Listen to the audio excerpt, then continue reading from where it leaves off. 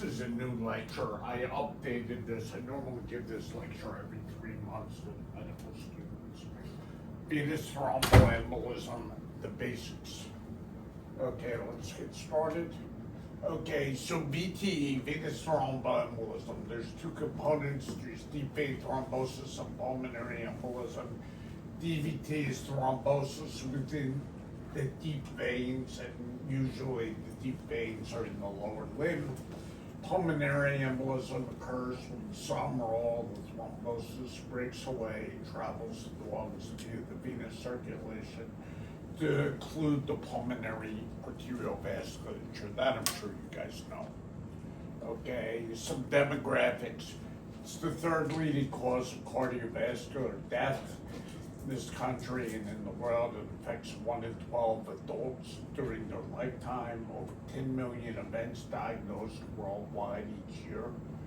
Half of all the episodes are associated with recent hospitalization and or surgery, most events following hospital discharge, and the annual incidence in adults is about 1 to 2 per 1,000. Increasing age, increasing risk. Annual incidence of 1 per 100 in people over age 80. Females have increasing risks at a younger age due to hormonal contraception and pregnancy. Males have a higher incidence with increasing age and increased risk of recurrent VTE. In the U.S., more than 1 million people will suffer a VTE event during the year, and about 400,000 pulmonary embolisms, 60 to 80,000 pulmonary embolism deaths per year. 80,000 deaths per year equals 240 deaths per day, equals 1 death every 6 minutes. VTE kills more people each year than breast cancer, HIV, and traffic accidents combined. 1 person somewhere in the country dies every 30 seconds. Okay, looking at anatomy, you have the deep veins of the legs. Okay, a proximal DVT is popliteal vein and above.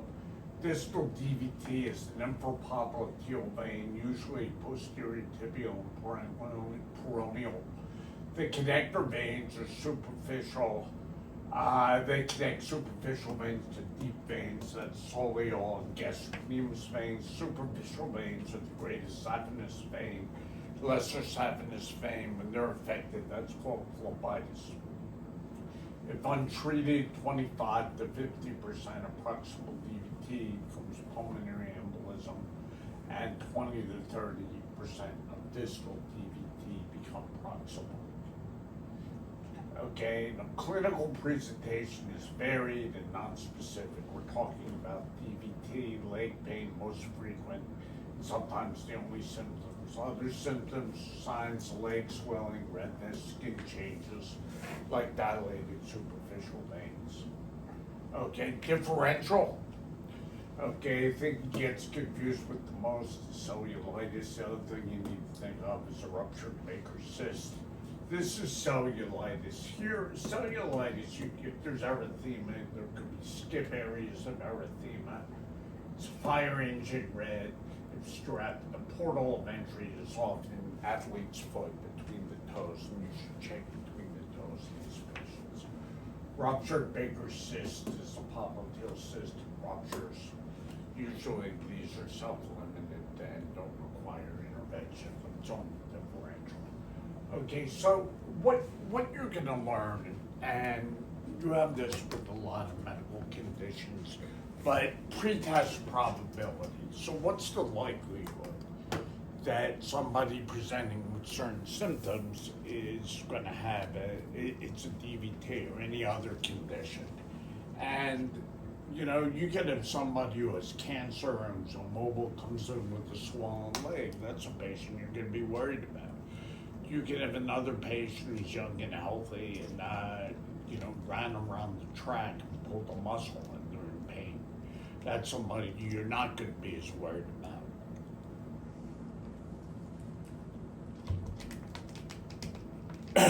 So there's a score. It's called the Wall score. and it could risk stratify these people.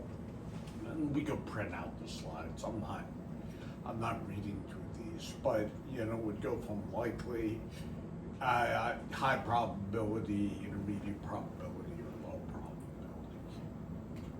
probability. Okay, D-dimer, that's a blood test. You guys know about that. They could be elevated with other things.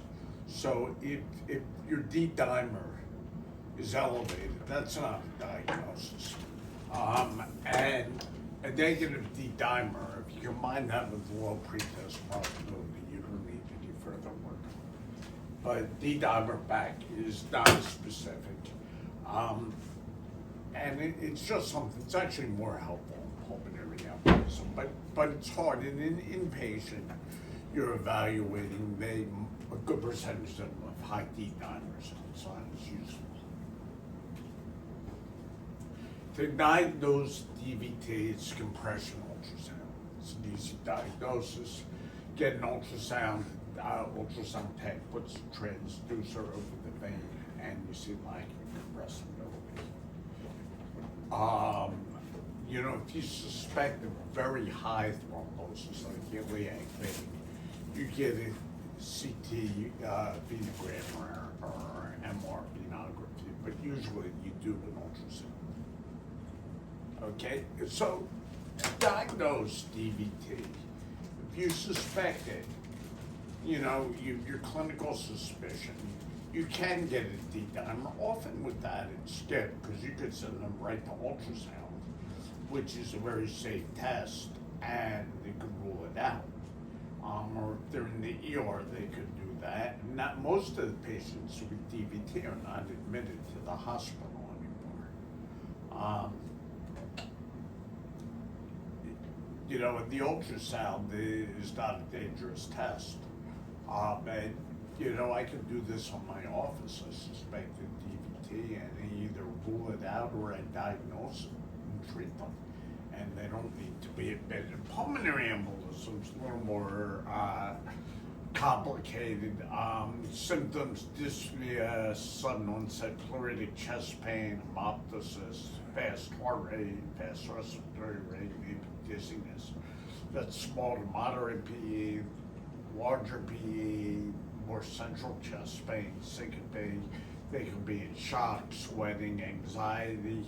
They could present as cardiac arrest, and as you guys know, you could die from pulmonary embolism. And it's really mechanical. You have a huge clot burden. You can't get blood from the right side of the heart to the left side of the heart. Nothing comes into the left side of the heart. Nothing goes out the left side of the heart. Differential diagnosis with chest pain, the big three to worry about are aortic dissection, MI, or acute coronary syndrome. And then there are other things there that have different symptoms. With the PE, if you do have chest pain, it's pleuritic, and it's usually not associated with large PEs. Next. Okay, so for pretest probability of pulmonary embolism, you have a menu here. There are 4 different scores you can use: a Wells score, a simplified Wells score, a revised Geneva score, and a simplified revised Geneva score. Next. These are the things. Guys, take a look at, take a look at this on the computer or whatever, but there are different scores. So once again, the things that you'd suspect: swollen leg, immobilization, tachycardia, hemoptysis, cancer, or prior history of a VTE, or a PE more likely than alternative diagnosis. Next. And you have a 2-level. These are all, they're all similar. Basically, a high-risk patient you're going to have to worry about, and it's the pretest probability. Next. And these are the Geneva scores. The same thing: unilateral lower limb pain, hemoptysis, prior VTE, recent surgery, older age, malignancy, tachycardia. Okay. Once again, you have D-dimer. It's important with D-dimers are more useful here, and you have to adjust it for age. So you take a person's age and multiply it by 10. That's the top normal for a D-dimer. That's the top normal for a D-dimer. And so my cutoff would be higher than your cutoff. It's important. And cancer patients very unlikely have a negative D-dimer, and also third trimester pregnancy. Okay, now this is something called the PERT rule. If somebody presents with all these, they don't even need a D-dimer. You can just rule it out. Age under 50, heart rate less than 100, no hemoptysis, no estrogen use, no recent surgery, no prior VT, no leg swelling, pulse ox greater than or equal 95%. Is there any way you guys can get a copy of the slides? I want you to ask somebody in med ed, because I don't want to, I mean, these are things I don't need to read to you, but you guys should really be aware of it. Then more sophisticated, 2017, the years algorithm, this combined D-dimers, it can prevent CAT scans. See, unlike an ultrasound, you do a CAT scan for no reason in a patient gets radiation, there's dye, there's potential allergic reaction, potentially it could affect the kidneys. So, this is a test that often, it's done too often. Patient, if one of you came into the ER with chest pain, they might wind up doing a CAT scan on you. And it might not be necessary, and it usually isn't. And you can go through this based on the D-dimer. There are three major signs they used here: signs of DVT, hemoptysis, and PE, most likely diagnosis. Okay, the way this works, if you have no years items, none of those three, and your D-dimer's under 1,000, no PE. If you have no years item and it's greater than 1,000, then you have to CAT scan them. If they have greater than one item but low D-dimer, PE's excluded, and if they have greater than one item and the D-dimer's greater than 500, then you have to order a CTA. Now, why am I showing this stuff? I mean, you guys are third-year students. This lecture I made up for a group of residents who are a couple years ahead of you, but you have to realize that they're looking at ways you could get away from doing CAT scans, which might not be necessary. And with DVT and PE, the first thing you want to do is make the diagnosis. Next. This is another, it's the same thing. The gold standard CT is the CTA, diagnosed blood clot. That's what we use now. Next. Okay, nuclear medicine, ventilation perfusion scan. So they started using CTA really in 1997. I don't know why they waited that long. When I was a resident, we got VQ scans. And nuclear medicine, they were considered high, intermediate, low, determined probability. And the gold standard was a pulmonary arteriogram, if there's any question. And that's kind of history. They don't even do PA-grams anymore, but that's the way it used to be. Now, there's some indications. The patient has renal insufficiency, or there's a reason, dye allergy, and you need to do it, then there's a reason to get a VQ scan. Still done sometimes. Next. Okay, this slide's a little out of place, but patients with PE, if they have a DVT, it's a negative marker. You don't routinely add filters, and guidelines differ, and you treat PA according to hemodynamic and respiratory status, not according to the clot burden on imaging. This is the first study. I remember it came out in 1990. Probably most of you didn't exist then. I remember that like it was yesterday, where they combined VQ scanning with pretest probability, and found people with with high pretest probability and low probability scan, 40% of them had PEs, and only 40% of the patients with PE had high pretest probability. And that was the beginning of all this, using pretest probability to risk stratify. Very important historical study. Next, PIOPEN. Okay, then what you're going to do, when you make a diagnosis of PE, you need to risk stratify them. So you have high risk, intermediate risk, and intermediate risk can be subdivided into high and low risk. And then there's catastrophic, where you have cardiogenic shock.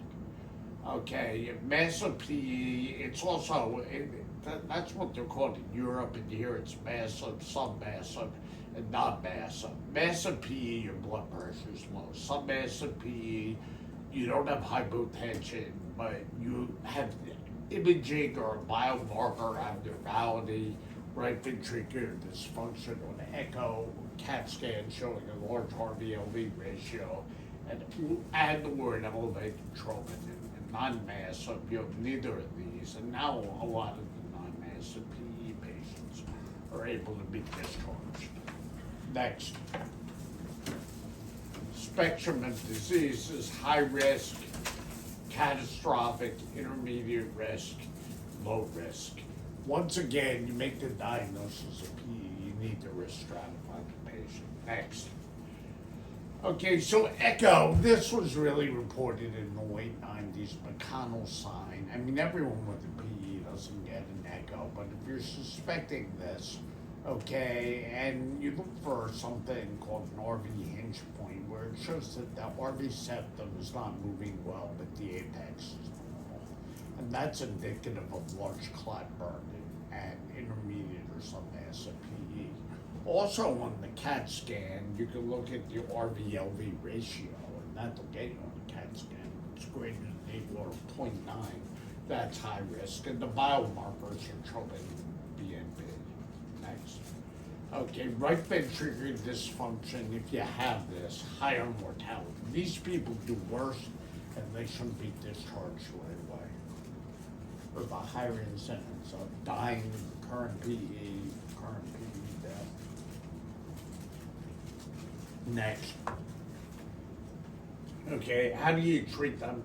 Okay, the key to treatment is anticoagulation, and that you want to prevent the thrombus from getting bigger, from embolizing, and and the anticoagulation is really secondary prevention. And sometimes you have to do primary therapy, but usually the clot resolves on its own. But you have to anticoagulate them right away. And if there's any delay, in getting an imaging or diagnostic study, you should really treat them initially. Next. Okay, the treatment of choice now is DOACs. And the most common used are apixaban or rivaroxaban, because you could just start them from the get-go. Theoretically, people could be sent home on them. Dabigatran and doxaban, because of the way they were studied, you would at least need a 5-day of parenteral anticoagulation. It's called switch therapy. And most DVTs are treated as an outpatient, and some PEs are. Next. Unfractionated heparin. When I was growing up, we used this. Then in 1996, they started having low molecular weight heparins approved. IV heparin, you could titrate. The patient's unstable, maybe they're getting lytic therapy, and you want something you can shut off. Something you can shut off real rapidly, and something you could potentially give. Low molecular weight heparin was approved in 1996. It is more anti-10A than 2A, and you don't need an infusion, and you don't need to measure PTT. Fondaparodox is a sub-Q 10A inhibitor. Really not great marketing, and it really didn't pan out to be used much. These are your DOACs here. They're as effective as warfarin, less bleeding, especially less intracranial bleeding, and they're much easier to use, and you guys should feel lucky that when you're practicing, and God knows how many different fields involve use of anticoagulants. You usually don't have to use warfarin. Next.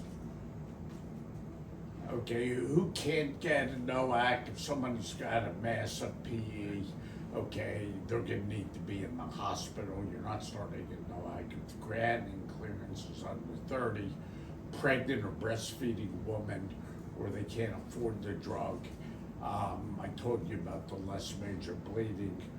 Warfarin, you need a 5-day minimum overlap with heparin. The problems with dosing. So usually no extra use warfarin. Who are you going to use it in patient with a mechanical heart valve or AFib plus mitral stenosis? Left ventricular thrombus, that's a maybe thing. And then medication adherence. Since this hangs around in your system longer, if somebody misses a NOAC, okay, a day later it could be out of their system. Somebody clots on a DOAC or they bleed on the DOAC, possibly use warfarin. Next. This is how you dose them. You guys need copies of the slides. You can see that. I don't have to read that out to you. Next. If you have a massive PE, okay, say you're working in the ER, somebody comes in, they're hypotensive, you feel they have a PE, BP under 90, okay, the classic treatment is IV TPA. Here's where you get the clot buster, even though you get intracranial bleed. With this, the benefits outweigh the risks. However, onward. Okay, next slide. Next slide. This is the latest thing. The FLAME study showed you can use something called a clot retriever, and these people do better than thrombolysis. You get the interventionalist, be it a cardiologist, pulmonary IR, and they use the clot retriever, and they remove the clot onward. And it showed, it was the largest interventional trial to treat high-risk pulmonary embolism, and, you know, it lower occurrence of adverse outcomes.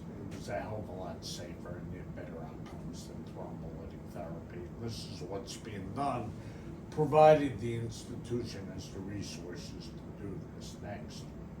Take-home points, they're right there. You know, everything was adjudicated, and high risk or massive PE, this is the treatment choice. Next. Filters, this is when you use a filter, you have a DVT or PE, there's either a contraindication to anticoagulation, a complication of anticoagulation, or failure of anticoagulation. And what they do, they put retrievable filters in. As soon as you get the filter out and the patient is on anticoagulants, you get the filter out, you don't keep it in. Next. You don't use them prophylactically, and you're not adding them to prevent a second hit. You don't use them prophylactically. Next. 2 studies showing that they don't have a role prophylactically. You know, the question is, somebody has a large PE and, you know, an unstable right ventricle, but they're not in shock, or they're not hypotensive, and they have proximal DVT, they have a filter put in prophylactically. The data does not go with that. Next. Okay, Hestia criteria. These are the criteria for sending patients with pulmonary embolism home. That's why I put this one here. You can read these here, but just because somebody has a pulmonary embolism, they don't need to be admitted, these low-risk patients. A lot of people in the emergency rooms, they're going to be nervous to send home pulmonary embolism, and sometimes these patients will stay for observation or they'll be admitted, but if they fulfill all the Hestia criteria and they're stable, they can probably go home. Complication of DVT, the post-thrombotic syndrome. So this is a complication of DVT, which is not going to kill you, but it's going to affect quality of life. Seen with recurrent or higher up DVTs, you have edema, venous ectasia. It can hurt when you walk, you have venous claudication. They can also get leg ulcers. And this is something you have to watch out for in DVT patients, not just pulmonary embolism. Next. And the major trial here was the ATTRACT study. This came out a few years ago. Basically, catheter-delivered lytic therapy, where you go in not systemic but localized catheter-delivered therapy in somebody with an iliofemoral or an iliac DVT, you should think of, especially if they're younger, to prevent post-thrombotic syndrome. Not all patients, okay, not most patients, but these patients with really higher up DVTs. If there's a lymph thread, if they have phlegmasia, yes. And if you get hit earlier before the clot gets more collagen in it. Next.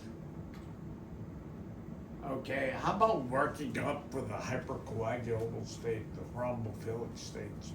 The rule of thumb, not doing this that much anymore, okay? Because people who have recurrent clots, or one clot, and it's idiopathic, they're gonna be anticoagulated lifelong if they could tolerate it.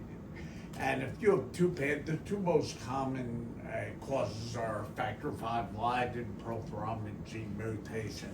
And if you have two patients, one of them has these thrombophilia and one doesn't, the one with thrombophilia does not have a higher risk of recurrence.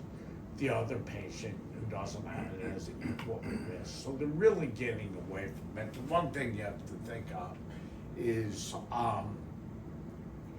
any phospholipid antibody syndrome in certain patients, lupus anticoagulant, anticoagulant antibody, because those patients actually need warfarin. That's a high risk. Normally what they're recommending, anticoagulation that's extended. So the longer you treat, the better. Onward. Duration. You know, you divide it into initial, which is the first few weeks, long term up to 3 months, extended's over 3 months. Most of these patients get extended therapy, and as of now, it could be lifetime. It could be lifetime therapy, you know, provided there's some contraindication. Now, this field will evolve. It's easier now using DOACs than it was using warfarin, but these recur. And, you know, somebody had idiopathic DVT, and, you know, they're going to be at higher risk for recurrence.